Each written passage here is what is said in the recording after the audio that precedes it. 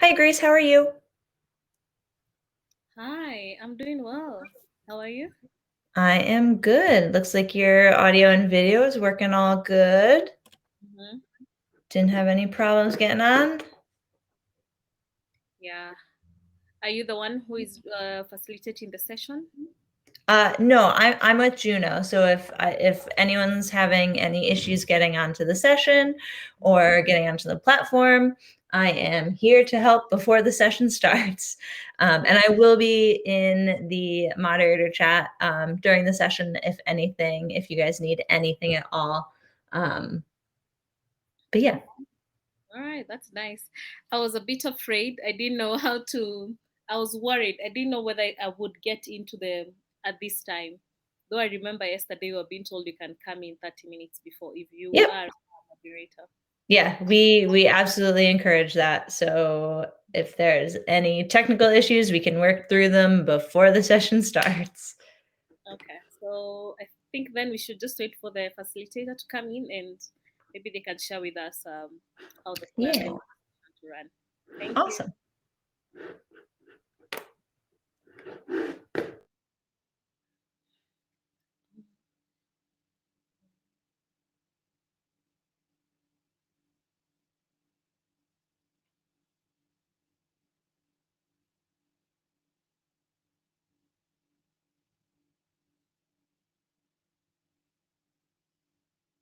This country.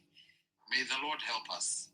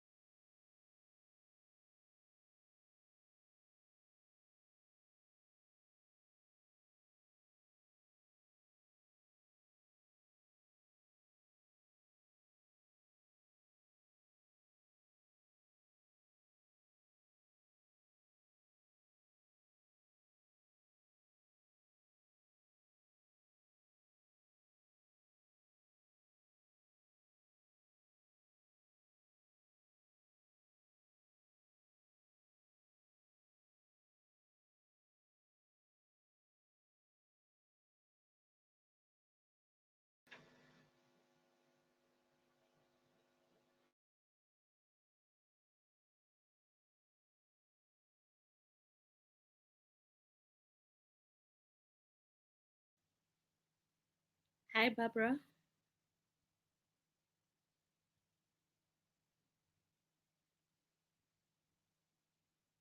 Hi, Ashley.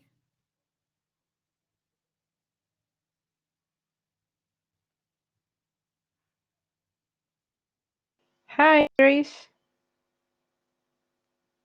Okay, good to have you on board. Are you the one who is presenting in this session?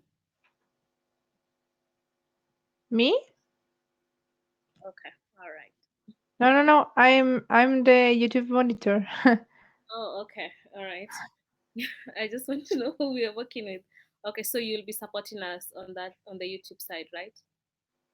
Yes, I will look in the YouTube and put the question here if someone else have it.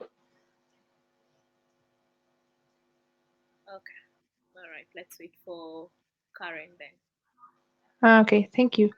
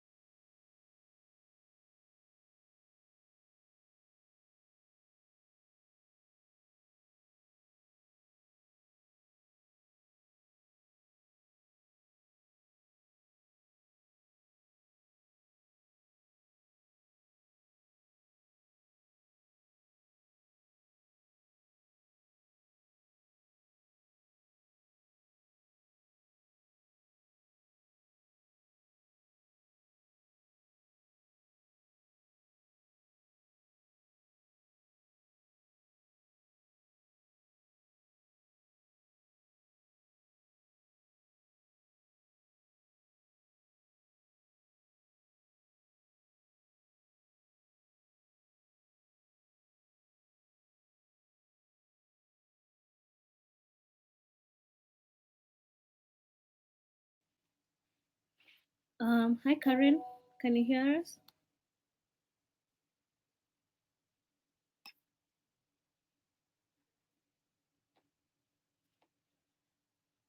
Danielle, I can see that Karen has joined the room.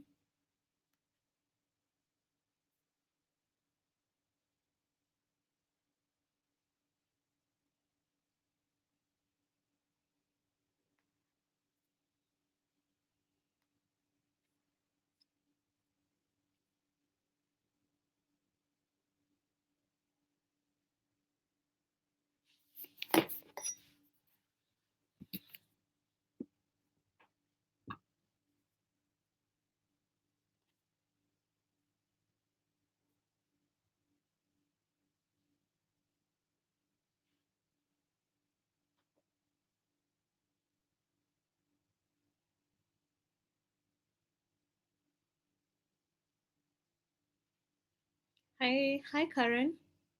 Can you hear me?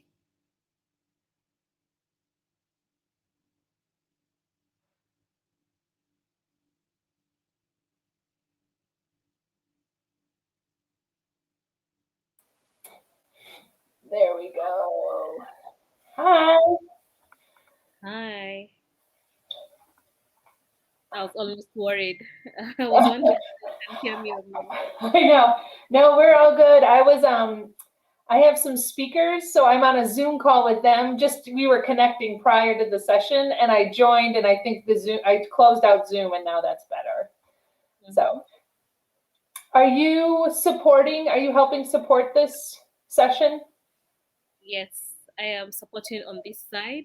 Cool. And then we have Barbara, who is supporting on the YouTube side. Great. And then you also have Danielle, who's also supporting us with the Juno platform, if you have any questions so far. Great. I'm just going to practice a couple things real quick. Karen, do you have slides or a presentation to share? I do. Okay, yeah, let's go ahead and try those real quick so you make sure we know what we need to do. Got it. Yep, and of course I have two. Let's see this first one. Yep. So can you see it? Yep. So on my end, I can't see it. Correct. Now, question for you. Is this a PowerPoint? So this one actually is a PDF. I also have a PowerPoint. I have two. Ah, interesting. Well, I have a little, if you want to try the PowerPoint, I have a little trick for you that will help you to be able to see your presentation while also seeing us. Great. All right, let me share that. Let's see what that looks like. Oh no, oops. And I'm sharing the window, right, is better. Share. Yeah. Yeah, share window. Okay. Okay, so take it out of presenter mode real quick. Okay. Oh, it turned it off when I did that. Should I reshare out of presenter mode? Yeah, just real quick. I always forget it's easier for me to look at it to tell you what to do. Yep. No, I totally. I should really just leave PowerPoint open on my own screen. Oh, hey, Ashley. Hello. Got mad.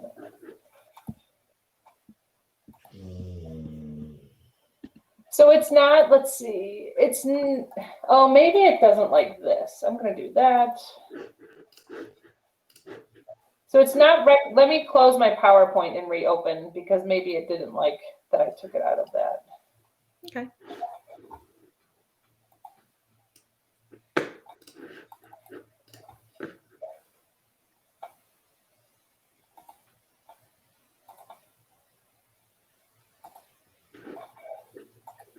There it is. Yeah. Okay, perfect. All right. So in the slideshow tab, it's going to be next to the animations. Yep. Okay. Click on that and then go into Setup Slideshow. Yep. And then in Show Type, click Browse by Individual Window.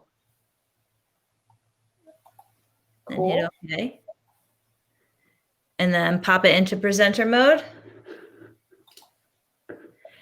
And then you can resize that window so that you can see us and your PowerPoint, but all we will see is your PowerPoint. Got it.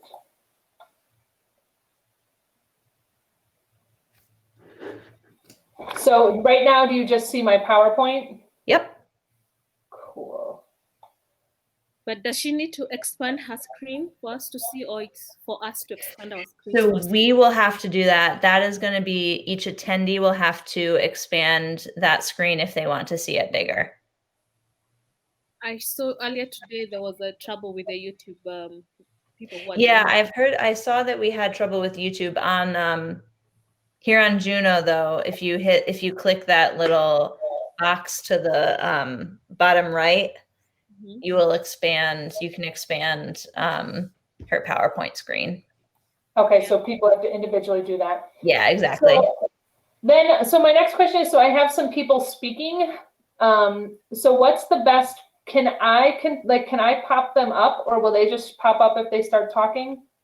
So they'll have to hit they'll have on the bottom window, not on the bottom window, on the bottom ribbon where the camera, mic, share screen, everything is, attendees will have a raise hand function. We don't have that, obviously, because we're here. Right. And they can hit that raise hand and it will pop up for us in the Q&A section. Great. On the right-hand side of your screen. And then you will have to allow them to come on stage, essentially. Got it. And then they can turn on their video and mic. And then once they're done, they can leave the stage, et cetera, et cetera. Great. Okay. Because we have it lined out. So I'll speak a little bit, and then we have an order. So they'll just rate. We'll work through it.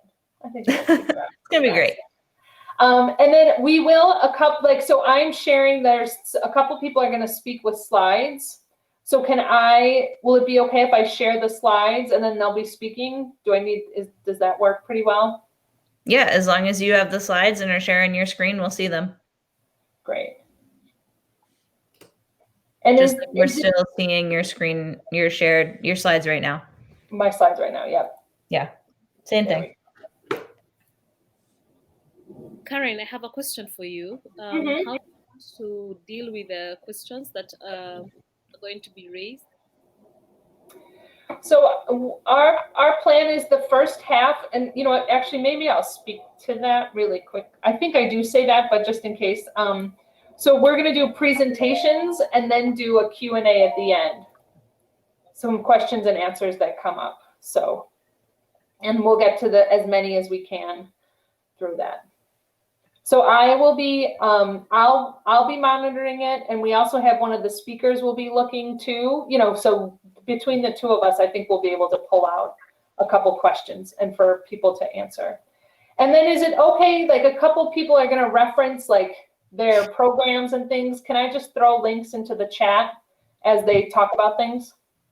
You can, but if someone clicks on a link, they'll be taken out of this room. Got it. Okay.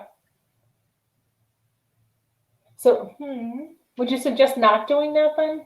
We just typically do that on our Zoom calls. Yeah. If you want to do it, I would just make it known that people should copy them and save them so that they can check them out later. Otherwise, they'll session. Got it. Okay.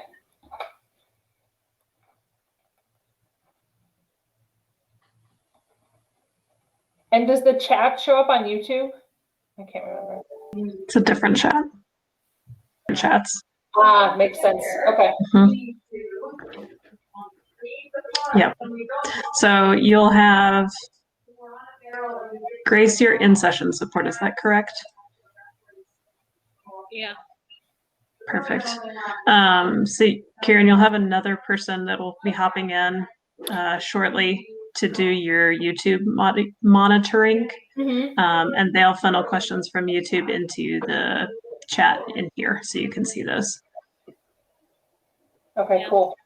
Barbara is here and she's chatting us in the moderation tab. Perfect. Great. All right. Karen, how you feeling? Thanks for being Good. here. Yeah, feel good. Yeah, I like the hearts. Good. So should I tell my speaker they're in a Zoom call? Should I tell them to come log in over here and we'll start soon? Yeah, if you can get them in now. Well, Danielle is here in case there's any kind of technical issues. That would be super awesome. Yeah, can they jump in right now? They should be able to. I think they're coded as facilitators. I If don't they're know. I actually don't facilitators, think. yes, they should be able to. Okay, we'll see. I don't know if they are actually. If they're not, then they could get in, I believe, like In 1 or 3 2 minutes. minutes early. Yeah. Sorry, I also have another window open. Don't mind me. Yes, yep, no. Had like 52,000 people in it, and everyone was like, whoa. And Karen did it around the top. And oh yeah, Karen, should we get off and go on Zoom link? Yeah, that would be great. If you guys want to head over, I don't know if you'll be able to, you may be a minute or two, but you should be let in soon if you want to head over to that. But and you have my cell, so text me if you guys hit any issues or anything. All right, thank All right. you. Thanks all.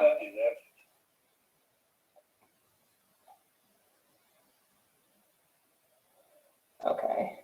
Is there a big delay to YouTube? Or is it pretty? Okay, I may put it off everything, but just watch to make sure my slides don't get all screwed up. Or I'm not. Let's see. And oh, great. Zach's here, yay. Oh, good, everyone's able to get in. Okay, good, the presenters. Hi, Kyra.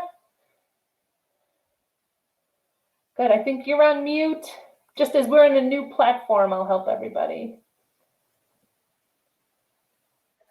There you go.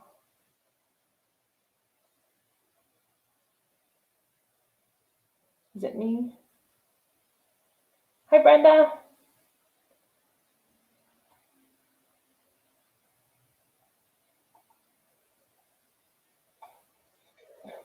Is Kira frozen for anyone else, or is it just me?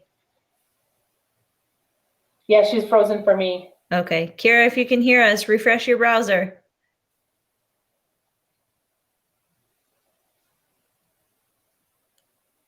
Maybe. So when they're speaking, can they just come off a mute and speak, or should I do anything? I mean, that's up to you. You can like introduce them if you want, or yeah, I think that's right. But they can just whatever you guys are comfortable with. Cool. And then I'm going to quickly share so Zach, you can see.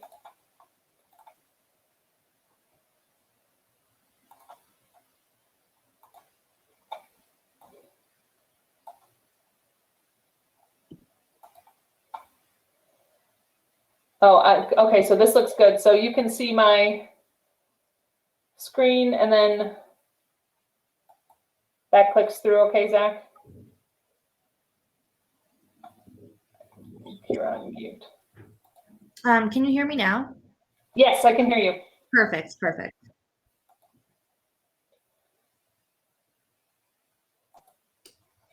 Got about 20 seconds till live.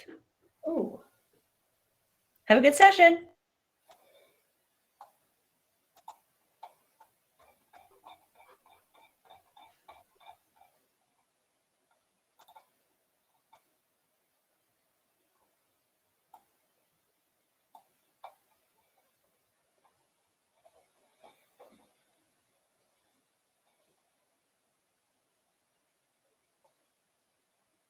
Hello, everyone. Welcome to our session. We all have mental health and the Global Youth Summit at large. Some of you are joining us through Juno platform, and many more are joining through the live broadcast and multiple social media channels. A warm welcome to everyone here today. Before we kick off, a bit of housekeeping. Please note that this session is part of the Global Youth Summit. We strongly encourage you to explore other sessions in any one of the 3 tracks each day of the summit. By joining this session, everyone who will have the opportunity to speak consents to their image and audio being broadcast. By participating in the Global Youth Summit, you have agreed to behave professionally, respectfully, and be culturally sensitive towards other people, to promote the principles of respect, diversity, and inclusion, as well as to actively prevent and not engage in abusive behavior or any kind that leads to harm, prejudice, discrimination, or harassment against any person. If you do not adhere to these principles or the summit's code of conduct, you may be removed from the session. We do have a safeguarding team moderating our interaction on the Juno platform, the live broadcast chat function, and all social media channels.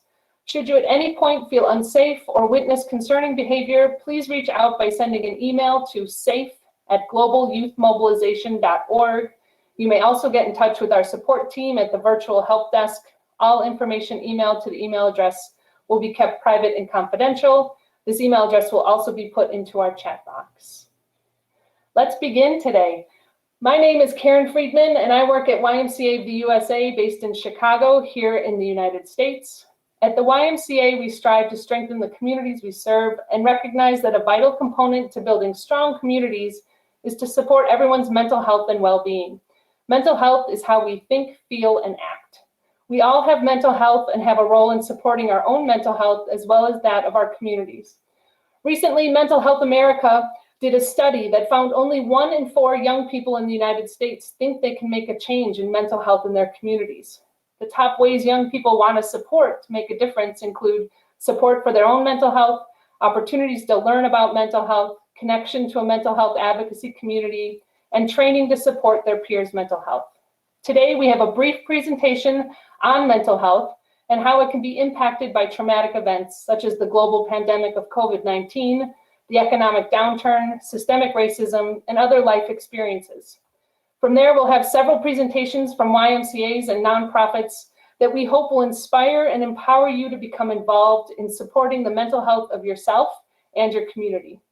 We recognize that we've all been impacted by the collective global trauma of COVID-19, and we know we cannot heal without all of us coming together and you in this session driving us forward.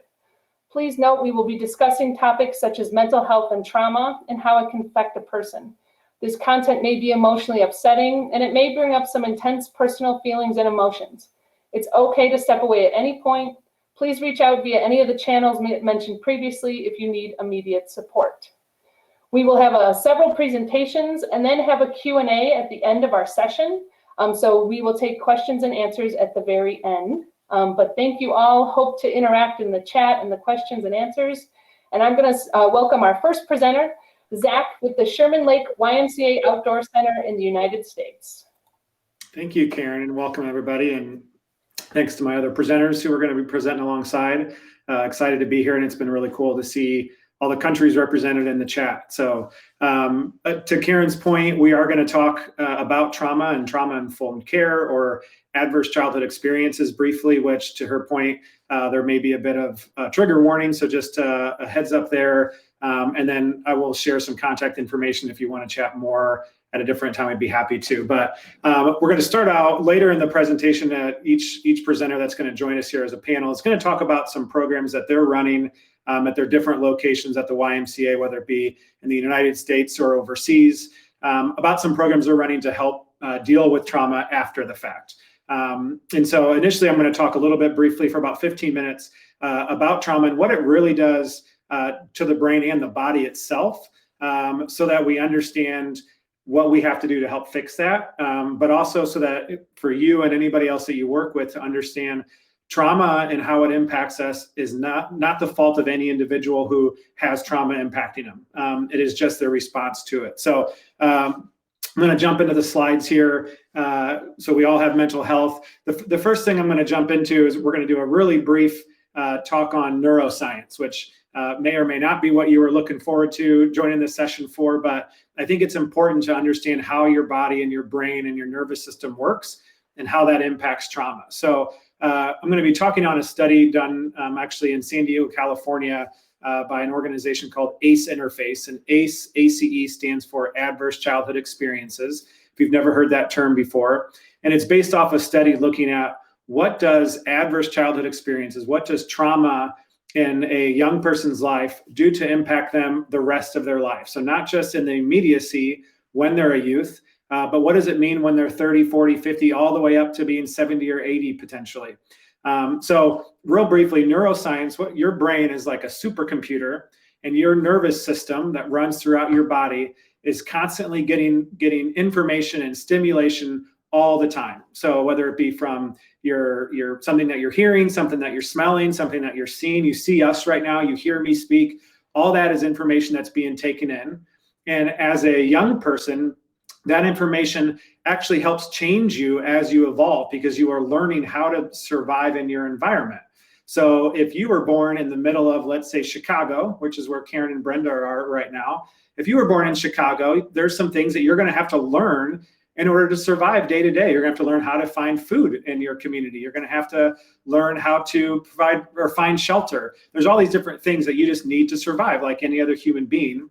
And your surroundings end up changing your brain and your nervous system as you learn how to survive in your surroundings. And so when a child is in a situation that is traumatic, where there may be adverse experiences in their life, that changes how they operate inside. That changes their brain, it changes their nervous system, and they learn how to operate within potentially that trauma. Now, that trauma is not the child's fault, but what they have learned to do is how to survive within that trauma on a regular basis. Karen, if you could jump slides for me real quick, please. Thank you. So the next slide about adverse childhood experiences. Again, I'm not going to dig super deep into the study. You can look it up if you'd like to. There's some really interesting information. But basically what they did was they did a study and asked people if they have experiences, these 10 what they called adverse childhood experiences, as a part of their regular doctor's visit in California. So hundreds of thousands of people have gone through this study. And generally what they found is pretty consistent across the board.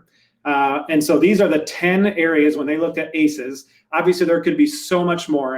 And what we're in right now, our global pandemic, isn't even on this list. But what they said is, okay, well, let's at least look at 10 areas. And so the 10 areas you see, it's substance abuse. And this is a child being in a household with this. So if in a household with substance abuse, in a household with divorced parents or separated parents, if there's mental illness in the household, if the mother is abused, if there's criminal behavior, those are all things that could happen inside the house. There's neglect, so emotional neglect or physical neglect. That's another adverse childhood experience. And then the third one is abuse, whether it be emotional abuse, physical abuse, and sexual abuse. And the reason we put this on the screen right now is to show you how common ACEs are. So 27%, and this study has been done in the US, but has been replicated elsewhere. But if you look at the just substance abuse, 27% of children are being raised in a house with substance abuse. 23% have divorce or separation of parents. 17% mental illness. So you can see how common it is. If you go to abuse on the far right, you can see physical abuse. Over 25% of people who took this study experienced physical abuse as a child. So, excuse me. So what does this look like when it comes to the rest of a child's life, or as they become an adult? How does this abuse or this neglect as a child impact as somebody gets older? And what they found was pretty fascinating. Karen, can you go to the next slide, please? Thank you. So first off, here's the number of when they did this study with again, hundreds of thousands of people, and it pretty much broke into this nearly every time. Roughly a third of people have 0 ACEs. So they came from a household with 2 parents. There wasn't abuse, there wasn't drug use, there wasn't criminal behavior. But then you can see as number of ACEs go up, the percentage changes. But with 1 ACE, roughly 26% of the population has 1 adverse childhood experience. 2 ACEs is 16, and so on.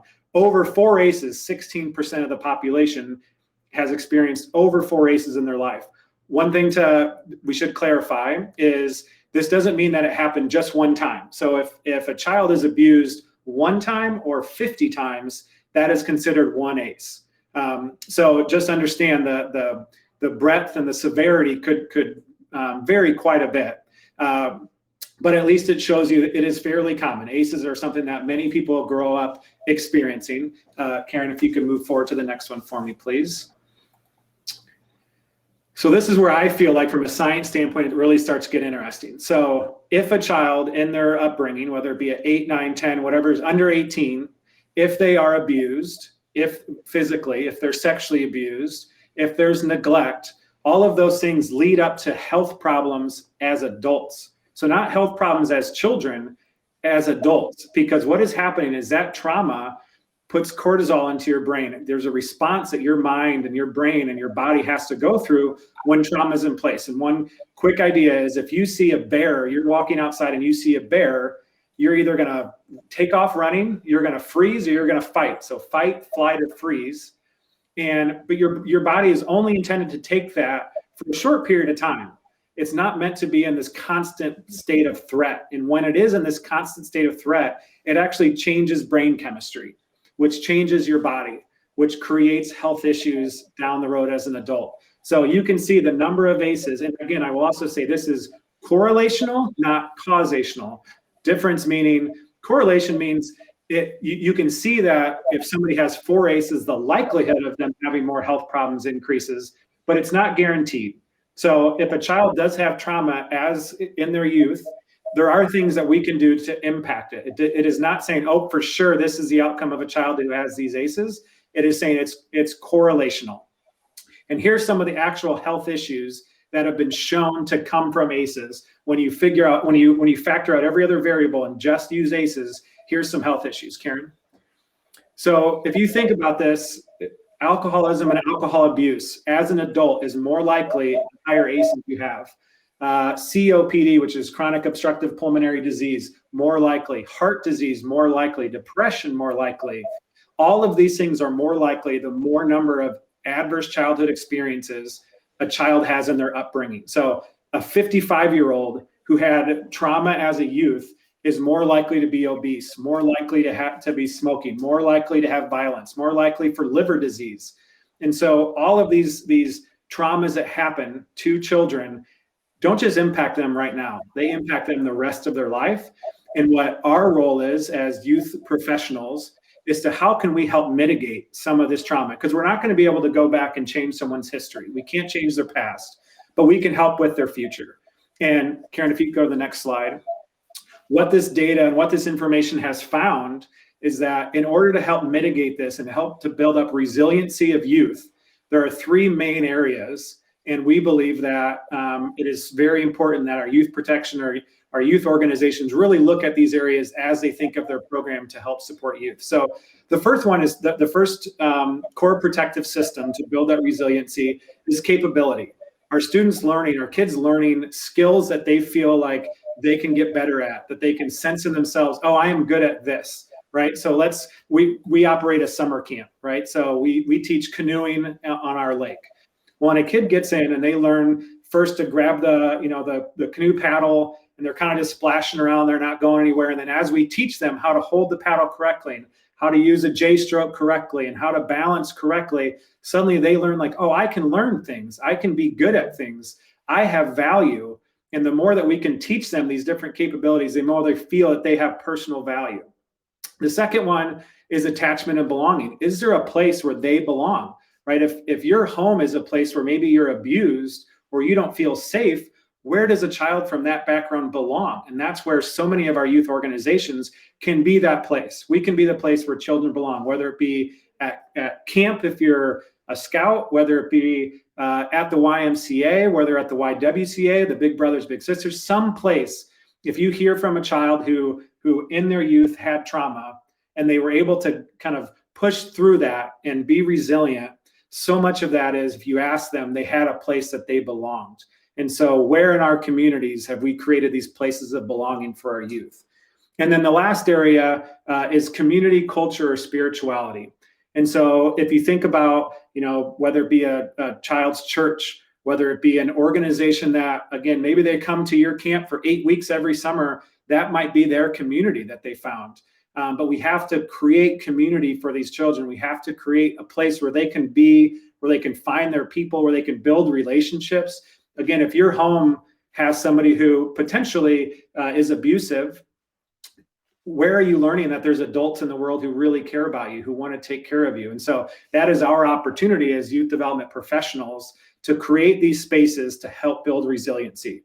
So that's normally a 2-hour presentation that we just did through in 10 minutes. So I apologize, I threw a ton of information at you, but we want to start talking about some of the programs that actually help build that resiliency, not about the science that got us to that point. So I'm actually going to introduce Brenda, who worked for the Long Beach YMCA, lives in Chicago now, is a grad student there, and is going to talk about some great work that she did. So Brenda, I'll hand it off to you.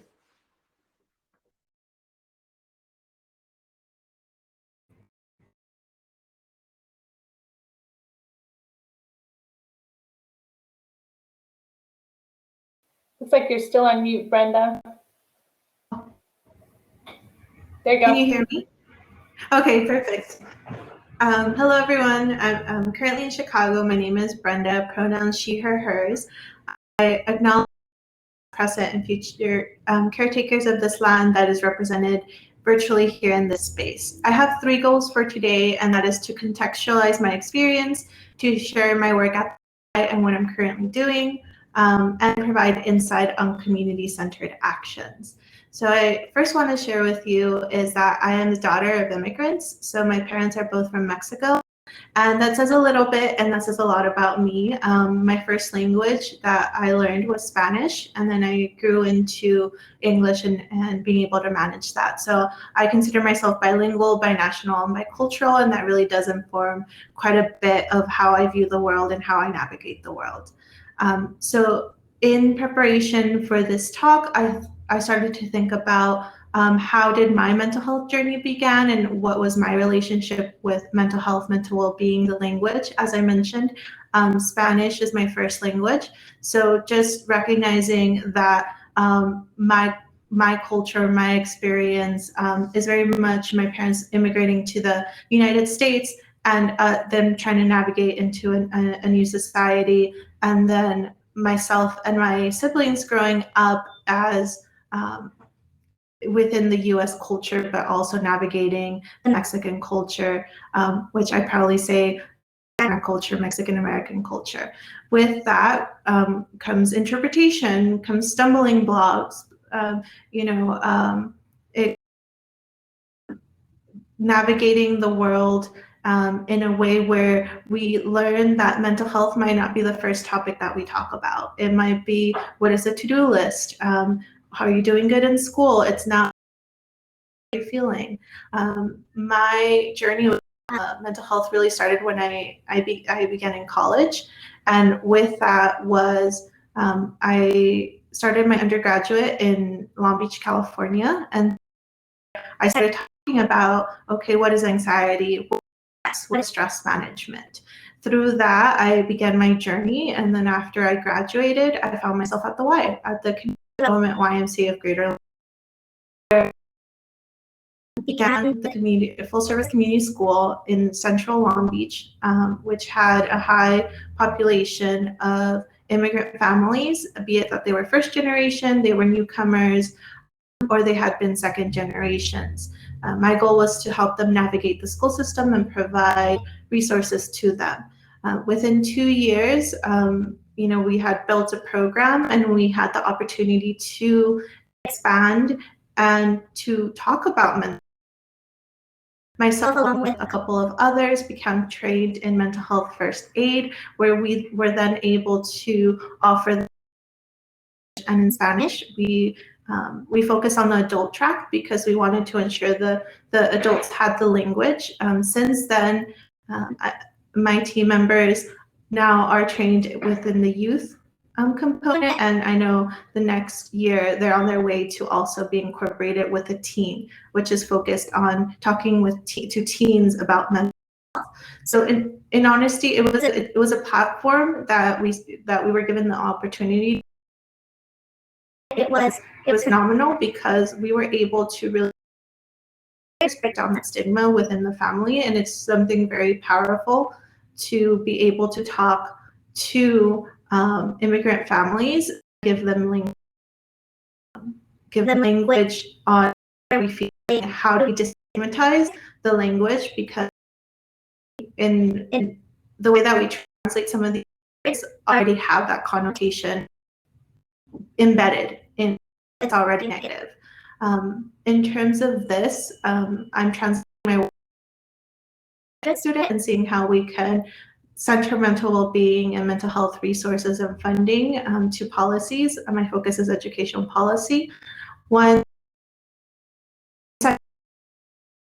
start within yourself. It's recognizing what our own mental health journey is, where are we at, who can we partner with, who are our allies, and then seeing opportunities, going to events, seeing what resources are out there, and just asking questions. I think one of the ways that we could really expand in our work is just seeing who is out there that's willing to support us or give us that opportunity to discuss, and being receptive about it. I've learned so much with just listening, and that's something I share with others, and I thank you for listening to my presentation.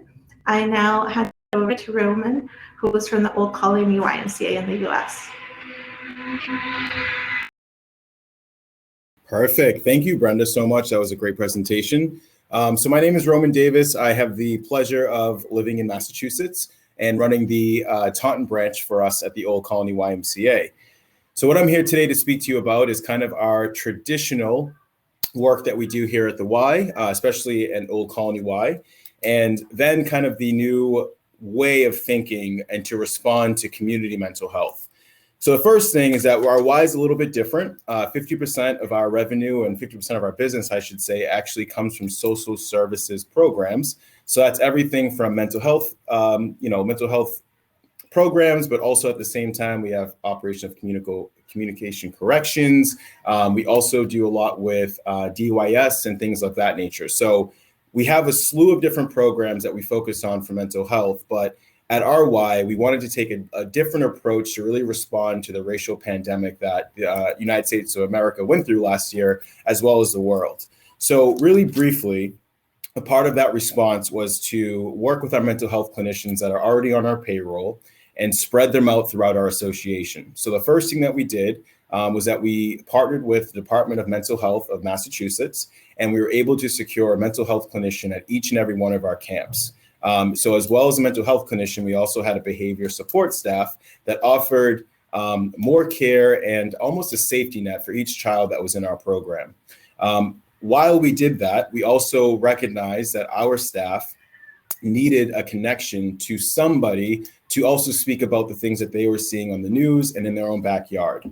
So what we decided to do was create a series called Break the Silence. So I should back up for a second. I also have the pleasure of leading the diversity committee for our association. So when I was receiving some surveys and some reviews from our staff, I saw that they did not feel like their voice was represented and that their community was not being represented. So what we decided to do as a DIG committee was find a way to lift each staff's voice in the best way possible. We did copy the Y the USA for their Break the Silence series, and we kind of took that name a little bit. But at the Y, as we say, you may copy anything. So we decided to take that name and open up a platform for our staff that they could actually speak about some of the issues that were really on their heart. So everything from racial injustice to domestic violence to sex trafficking, we put together a series that our staff could share what was going on in their own lives with the hope and really the prayer to connect to somebody else within that local community. So what I'm proud to say is that we did come up with our first series. It was 4 videos like I said, called Break the Silence. We spread those out from the months of September all the way to February of this year. We've received over 3,000 views on this. And where I'm proud to say is that I'm shocked and taken aback by the response of the local communities once these videos were released. It opened up platforms. For example, our local mayor, she watched one of the videos and she actually used that at one of her diversity trainings that she was running. I also was surprised to hear that our state has taken one of the videos and also has implemented that into their domestic violence training. So we have found a way to not only lift the voice, hopefully progress our staff in their career, but also make very important connections to mental health that really affects our entire community. At the end of the day, we also realize and recognize that there's a lot more that we have to do. There's many more initiatives that we are working on, but I would be remiss if I didn't have the opportunity to say how proud I am of the OCY for backing this kind of program. What I'm doing right now is I'm just going to put a simple link on YouTube that you could go see the video. No pressure at all. You do not have to look at the video. But I definitely wanted to give you guys a chance to see all the hard work that we put in to respond to community mental health. I just want to say thank you for having me. This is a great summit, and I'm going to introduce Jaden of the YMCA of Australia, who has a great presentation for you too. Awesome. Thanks, Roman, and thank you everyone for having me. This is a topic I'm super passionate about and excited to be discussing today. Now, given there are people here from all around the globe, which is also super exciting, I just want to shout out that I know I have a tendency to speak quite fast, so I will try my best not to, but if I do start speaking too quickly, please shout it out in the chat box and let me know. Now, the YMCA has been supporting people with their health more generally for generations now. However, in most instances, this has heavily prioritized the betterment of support of individuals' physical health with little intentional regard for their mental health.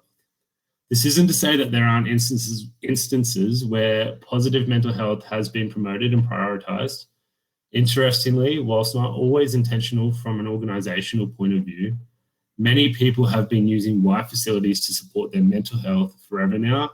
Say, for instance, in our fitness and recreation spaces, given the link between physical activity and positive mental health. One key program that exists here in Australia that has the potential to be replicated and have a significant impact around the globe is the Uplift Program. This is a six-week wellness program for young people run by the Y, promoting positive physical and mental health in a group setting. The program includes an educational component covering topics such as the benefits of exercise, goal setting, eating healthy, and positive mental health strategies. The overall goal of this program is promoting positive mental well-being. Another really cool project that has been happening that is led by the World Y in partnership with Y Australia is the Global Reimagine Labs. This project saw 23 participants engaged from 18 countries make up 6 teams challenged with the question, how might the YMCA revolutionize its approach to mental health and well-being and become the world's leading advocate for mental health and wellness of young people around the world? The 6 concepts that came out of this were brilliant, ranging from digital apps to supporting young people with their mental health, regular touch points and programs for young people, and resource hubs and tools for our peers and staff across the Ys to support young people. The beauty of this process, though, was the diversity of opinion and innovation, particularly given the COVID crisis. And there is work being done now with the intent of developing these concepts into real, tangible tools and prototypes that are accessible for our YMCAs and young people, which is really cool. And I'm excited to be able to lead this work. And if anyone would like to be involved in that, there's an open invitation there to be a part of that. A key piece of work happening here in Australia as well, which no doubt has transferable scope worldwide, is the Y Careers Project. There is no disputing the devastating economic impact of COVID-19 and the impact this has on youth underemployment and unemployment. And the fear I have is I don't think we have seen the full impacts of COVID on our young people yet. We have not had time to recover, heal, or really understand the effects, and therefore we need to keep talking and seeking understanding. Young people have told us that when they have secure, good employment, they have better mental health. Employment helps them feel empowered and less anxious about the world. The Y in Australia has recognised this and is developing the Y Careers Agency with the intent to employ thousands of young people in jobs in the carer cluster. This is referring to jobs in spaces such as aged care, childcare, disability support, which serves a need these industries are growing rapidly, whilst also combating another significant challenge young people face, which in turn affects the mental well-being of our young people. This will be an exciting project to watch develop as we attempt to navigate this new COVID world. Now, there's just a snippet of what we are doing here in Australia. If anyone has any questions, I'm happy to speak further to anything and to be contacted afterwards for any information. Thank you again for having me. We will now hear from Kyra with LEAD, a non-profit based in the US.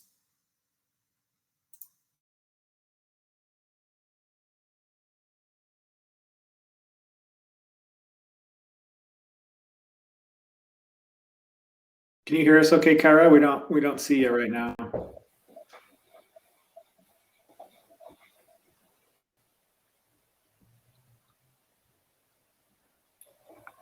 Well, then I think if you're good with it, Karen, we'll jump into, it looks like she's having some tech issues, so we can jump into some of the Q&A, and then if Kyra has an opportunity to jump on, we'll let her take over. Does that work for you? Yeah, that's perfect. Thank you. Yeah, so that was obviously a very quick snapshot of what a lot of us do in our different areas across the globe. Oh, perfect, Kyra made it. I'm here. I'm sorry, thank you. I've been having tech issues all day, which is also why the video was off, because I was trying to minimize challenges. So anyways, I'm here. I'm happy to be here. I've really enjoyed listening to everyone so far. You clearly have a very talented group here today. And so I'm ready to start whenever you want to share, Karen, and we can just go from there. Okay, thank you so much. So thank you, everyone. I'm really excited to have been thought of to be here and to share some of the great work that LEAD is doing. LEAD is an organization that I co-founded when I was 16 years old, so as a young person myself. Today, I am LEAD's full-time CEO, and LEAD is a national mental health literacy nonprofit. So what that means is that we provide mental health training, certification, and even consulting services to organizations that work with young people all over the US. And that includes summer camps, that include like many Ys that we work with, that includes youth teams and sports teams. Also, it includes schools in academic communities before and after school as well. So with that said, I'm really excited to kind of introduce what we do, share a little bit, and give you some resources to take with you from here on out. So next slide, please, whenever you're ready.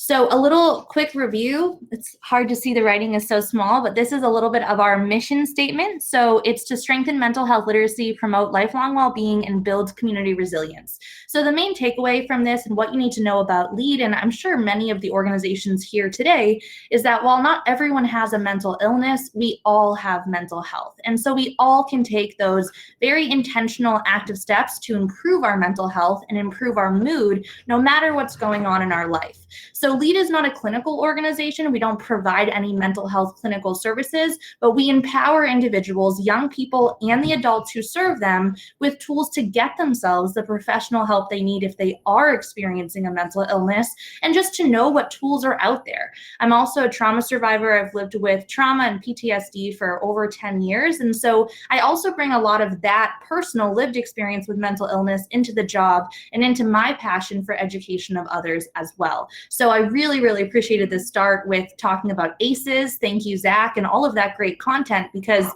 trauma is the #1 most powerful risk factor for mental illness, yet social connectedness is the most powerful protective factor. So even just the fact that we're all here today on this Zoom, that is protective and that is powerful and incredible, and that is something to celebrate, period, despite what else happens today. So you can keep going, please. You can pass this one as well. So a little bit more about me. So I began as a mental health first aid instructor. Youth Mental Health First Aid is a national program. It's usually 8 hours long if taught in person. When I first became an instructor of that, I was one of the youngest in the country at the time. And after providing that 8-hour course to a lot of youth serving organizations and adults for a few years through LEAD's work, we found out that the content just wasn't as meaningful or specific to the communities that we were working with. Also, if you hear noise in the background, it is my dog chomping on a tennis ball, because apparently right now is the best time for that. So ignore him. With that said, we then developed the nation's first mental health certification tailored to a summer camp environment, tailored to academics, so school environment for students specifically, not just the adults that work with them, as well as the first ever for sports teams, and specifically youth sports teams. So my dog is now throwing the ball across the room.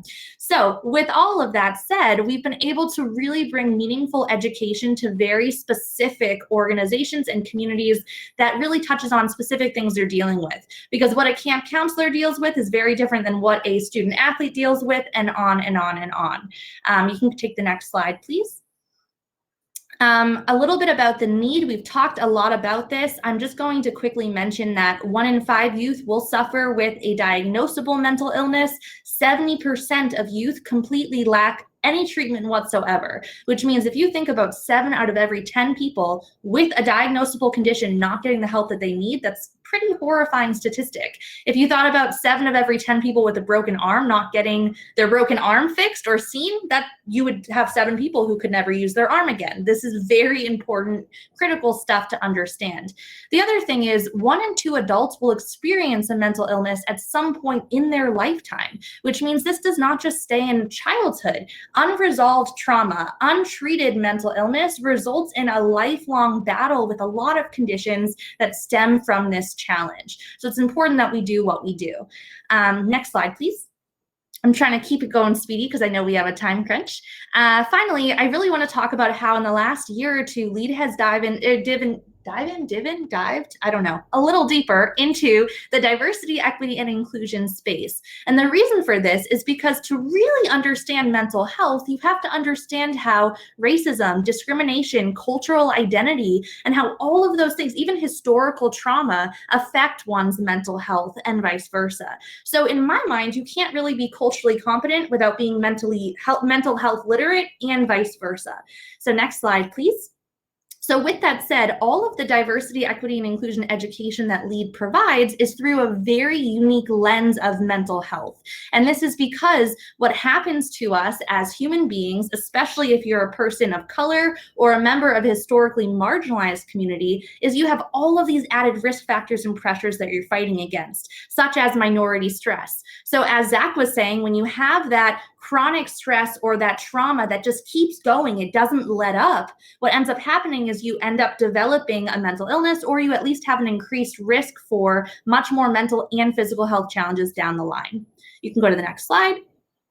Collective trauma. I know this was already mentioned today, but COVID-19 is being studied by clinicians as a collective trauma. One thing I want to say to everyone is if you're tired, if you're sad, if you're emotional, or if you're feeling grateful for whatever the pandemic brought you, all of those feelings are normal. Our responses to trauma are normal responses or normal reactions to abnormal situations. Being in a pandemic is an abnormal situation. So validating that for our communities, for ourselves is really helpful when you're having that rough day and you're like, well, why don't I have the energy I used to? It's because you're literally coping with a trauma. Now, the collective piece is powerful though, because that also means there's opportunity to heal from that trauma in a connection-oriented space, such as summer camp or a lot of the other youth spaces that we have around us. Next slide, please. And hard to swallow pills. So a lot of people act like mental illness is only a problem now since the pandemic has started. I can tell you all, it was a huge problem before the pandemic. I would even say it was an epidemic before the problem of the COVID-19 pandemic. Anxiety and depression are very common conditions. Depression is actually the #1 cause of disability worldwide. So these are huge issues that really affect our workplaces, our quality of life, and our well-being. With that said, our society values productivity and hustle culture, and a lot of things that really tell us our value equates with how hard we work or how hard we push ourselves. And fighting against not only the stigma of mental illness, but also this overworking yourself and burnout stigma or system is also part of that process. Next slide, please. And what you can do about it. So I'm going to give you now a few little action steps that you can take if you want to get involved or learn more. So you can go to the next slide, please. So to take further action, like I mentioned, LEAD offers a lot of certifications. We still offer the longer 8-hour youth mental health first aid certification. We also offer the 3-hour specific certifications, team, camp, and school mental health certification, the first of their kind. And we also have self-paced e-courses that are online, and you can do them whenever you want in your pajamas with your dogs throwing balls around your house at the same time. So it's really, really flexible and convenient. To learn more, you can go to leadnow.org. And we also offer scholarships to anyone who can't afford our training but wants it. So whether that's an individual or an organization, we make sure all of our training is accessible because mental health education should be accessible no matter what. Next slide, please. And these are some examples of some of our e-courses. We have one about coping with the anxiety of uncertainty. We have some about mindful drawing and arts and crafts, stress relief, self-care and stress management, trauma-informed care and trauma recovery for trauma survivors, which is my favorite course. It's a 10-hour course, poured my heart and soul into it. There's so much great stuff there from years and years of therapy and working with amazing clinicians all over the country to create these e-courses. So take a look at those. Definitely go on the website. Next slide, please.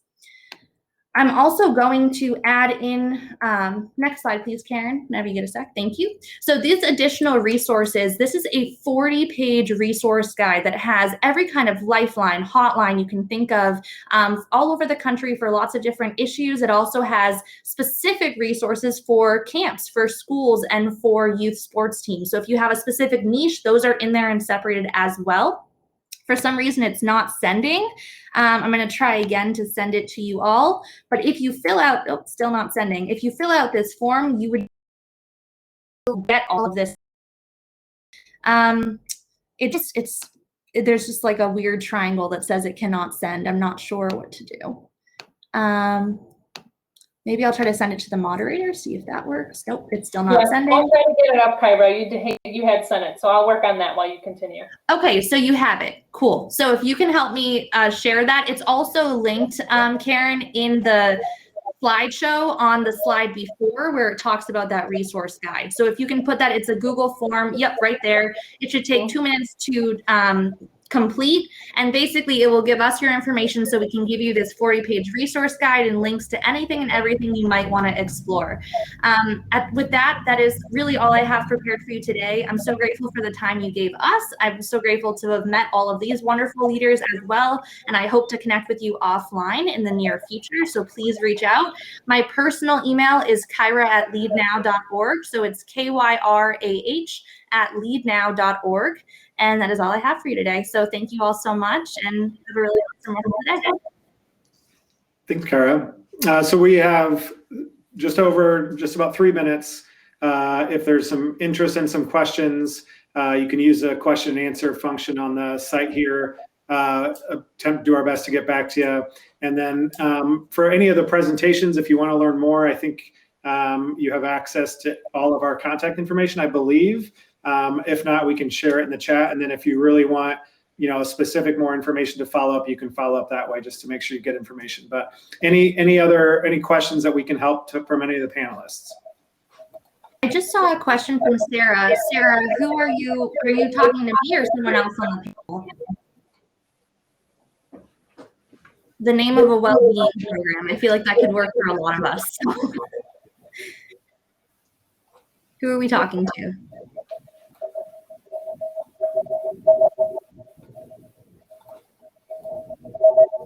Well, in case it was me, LEAD has a lot of programs. LEAD is the name of the overarching organization that provides training. Some of the certifications I was mentioning that we offer to the community, and that also you can become a trainer of. Those are school, team, and mental health certification. But you can find all of that on our website at leadnow.org, and you also will get links to that if you fill out that form that I sent along as well, or that Google link. And yes, e-learning is available for anyone outside of the US. We do work internationally. We have instructors all over the US, but we have a few outside of the US as well. And they actually all on their own can go online, go through a self-paced train the trainer program, and can become instructors of that 3-hour school, team, or camp mental health program, and then dissipate this amazing information, this life-saving information into their community. I also want to mention that all of the certifications we offer are meant to give individuals an action plan to respond to both crisis and non-crisis situations. So anything from a friend having a rough day to literally someone who is thinking about suicide, you have an action step to follow up and to take care of them. And you also have a lot of new self-care skills and tools that you get through that as well. Richard said, would a death in the family be an example of a mental illness in the family? And would depression be considered a mental illness? So depression is 100% a diagnosable mental illness. You can experience situational depression, which is acute and which lasts for shorter periods of time, but clinical general depression does typically last longer and is diagnosed by a mental health clinician. Losing a family member or losing someone to a death is not a mental illness in itself. That's just an occurrence. However, it is a risk factor that increases the chance that you might develop a mental illness because it causes this influx of, traumatic stress by losing someone. So that for the adverse childhood experience, as well as in general, increases other risk factors related. And says there's someone who raised their hand. I don't know how to answer that. And if anyone else wants to answer, please feel free. I'm just going for it. Great.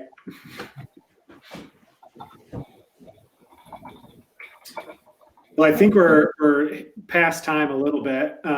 So I'll just, I want to personally say thank you, Brenda, Jaden, Roman, Karen, and Kyra. That was great. It's been great getting a chance to talk with all of you, but hearing what all of you are doing to help our community. And thanks to all of the youth who are on the call for stepping into this work because our youth of today are the change makers that are going to make our world a better place. So we appreciate you being here and leading us through this.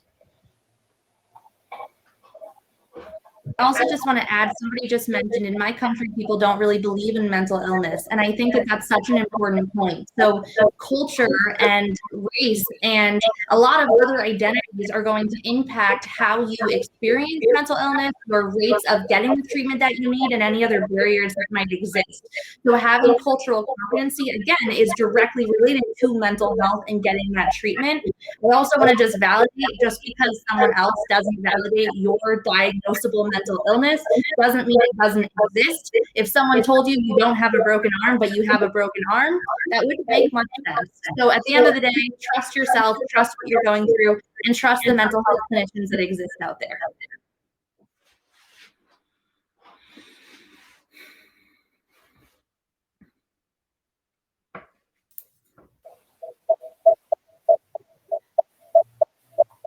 Thank you all.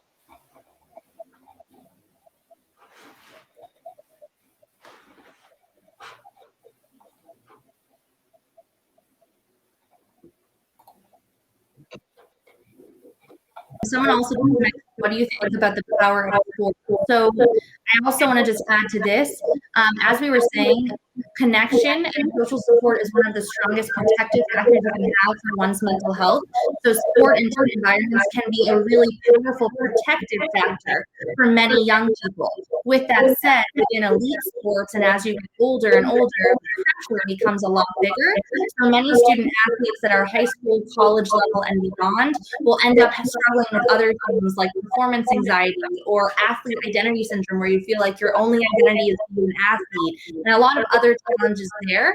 Also, there's this confusion with the word mental toughness in sports, which can be used incorrectly and invalidate people when they are experiencing mental health challenges, because the coach or whoever can say, well, just be tougher, just be stronger. And that's not always the answer. And so there is a lot of stigma in the athletic community, but also a lot of opportunity for growth because of the connection that it offers.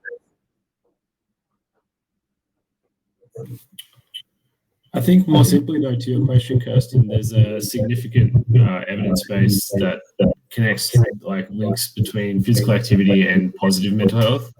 And so for people outside of, say, elite sport or, that sporting culture that Kyra references, there's significant benefit of physical activity, and it's a great protective factor, as Kyra said, but also, in essence, treatment of mental illness and benefiting positive mental health. Definitely. And even some of the different aspects of being a part of a sport, like exercising regularly and structure and mentorship. And there's even dehydration, being told to drink water more often than you normally would. Those things are all protective factors. So they're never going to completely prevent a mental illness from appearing, but they are going to reduce the risk of it. So the more protective factors you can put into your life, the better you'll be.